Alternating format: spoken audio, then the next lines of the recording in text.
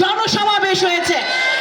এই সকল আন্দোলনের ফসল হচ্ছে যে আজকে আমরা একটি স্বাধীন বাংলাদেশে, স্বৈরাচার মুক্ত বাংলাদেশে, গণতন্ত্র প্রতিষ্ঠিত হয়েছে এমন বাংলাদেশে আমরা দল মত ধর্ম বর্ণ নির্বিশেষে সকলে এক মঞ্চে বসে বক্তৃতা দিতে পারছি। এটাই আমাদের সার্থকতা।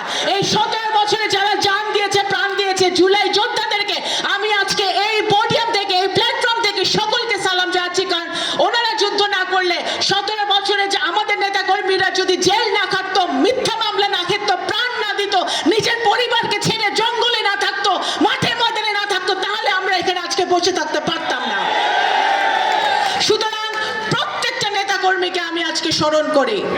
আমি সংসদেও বলেছি জুলাই যোদ্ধাদের জন্য আমাদের যে বাজেট পাস হয়েছে সেই বাজেটে জুলাই যোদ্ধাদের জন্য অনুদান রাখা হয়েছে, আরো বেশি করে অনুদান রাখা উচিত, তাদের পরিবারদের জন্য রাখা উচিত। এবং সেই সাথে 17 বছর ধরে আমাদের যে নেতা কর্মী গুম হয়েছে, খুন হয়েছে, যারা তৃণমূলের, যারা না খেয়ে না দিয়ে সংগ্রাম করেছে, যারা কোর্টের বারান্দায় দিনের পর দিন বছরের পর বছর হেঁটেছে, যারা জেল হাজত খেটেছে, তাদের জন্য বাজেটে বরাদ্দ রাখতে হবে। আমি এই কথা দাবি করেছি পার্লামেন্টে।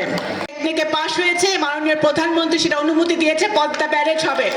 আমাদের বাংলাদেশের যে পানির সমস্যা, সে পানির সমস্যা সমাধান করতে হলে আপনারা ইতিমধ্যে ওনার পিতার মতো শহীদ রাষ্ট্রপতি জিয়াউর রহমানের মতো জনাব তারেক রহমান খাল খনন কর্মসূচি সারা বাংলাদেশে শুরু করেছে। সেই জন্যে আমাদের পানির সমস্যা সমাধানের জন্য পদ্মা ব্যারেজ হবে। আমাদের পানির সমস্যা সমাধানের জন্য যে কোনো মূল্যে তিস্তা এবং ফরিদপুর পৌরসভাকে সিটি কর্পোরেশনে পরিণত করা। বর্তমানে মাননীয় প্রধানমন্ত্রী নির্বাচনের আগে যখন বিশাল জনসভা এসেছিলেন রাজেন্দ্র কলেজের মাঠে, উনি নিজেও সেটা বলে গেছেন। ইনশাল্লাহ আমাদের ফরিদপুরবাসীর নেতৃত্বে, আপনাদের সকলের সহযোগিতায় ফরিদপুরকে বিভাগ ঘোষণা করা হবে এবং সিটি কর্পোরেশনও হবে ইনশাল্লাহ। মানুষকে অ্যারেস্ট করা হয়েছে, এগুলো তো আমরা দেখেছি। সুতরাং আমি একজন রাজনৈতিক কর্মী হিসেবে আমি জানি যে 17 বছরে আমাদের নেতা কর্মীরা যে নির্যাতনের মধ্যে ছিল, যে আন্দোলন তারা করেছে, এখন সময় এসেছে আমরা সকলে ঐক্যবদ্ধভাবে মাননীয় প্রধানমন্ত্রী যে নির্দেশনা দিয়েছেন দেশ গড়ার কাজে আমাদের মনোনিবেশ করতে হবে। আমাদের একটা ভুলের কারণে আমাদের 17 বছরের আন্দোলন, আমাদের 17 বছরের আন্দোলনকে, সেই ফসলকে আমাদের বৃথা দিয়ে যেতে দেওয়া যাবে না।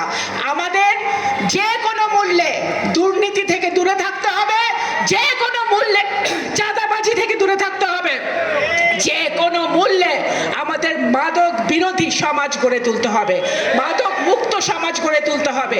সেই জন্য মাদক মুক্ত, দুর্নীতি মুক্ত, সন্ত্রাস মুক্ত, চাঁদাবাজি মুক্ত সমাজ যদি আমরা গড়তে চাই, আমাদের প্রত্যেকটি বাড়ি থেকে, প্রত্যেকটি ঘর থেকে, প্রত্যেকটি গ্রাম থেকে, প্রত্যেকটি ওয়ার্ড ইউনিয়ন থেকে আমাদের সেই আন্দোলনকে সামাজিক আন্দোলন গড়ে তুলতে হবে।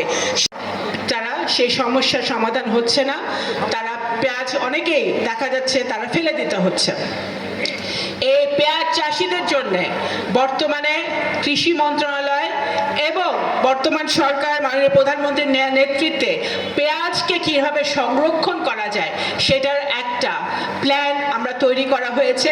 খুবই শীঘ্রই আমরা উপজেলা পর্যায়ে, বিভিন্ন উপজেলা পর্যায়ে আমরা পেঁয়াজের জন্য একটা আপনার পেঁয়াজ স্টোরেজের জন্য একটা স্টোরেজের ব্যবস্থা এই সরকার করছে।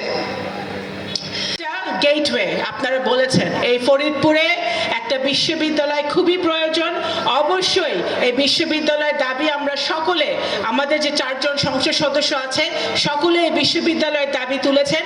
ইনশাল্লাহ বিশ্ববিদ্যালয় আমাদের শিক্ষা মন্ত্রণালয় থেকে এবং মাননীয় প্রধানমন্ত্রী সেটা রাজি হয়েছেন, ইনশাল্লাহ বিশ্ববিদ্যালয় এখানে হবে।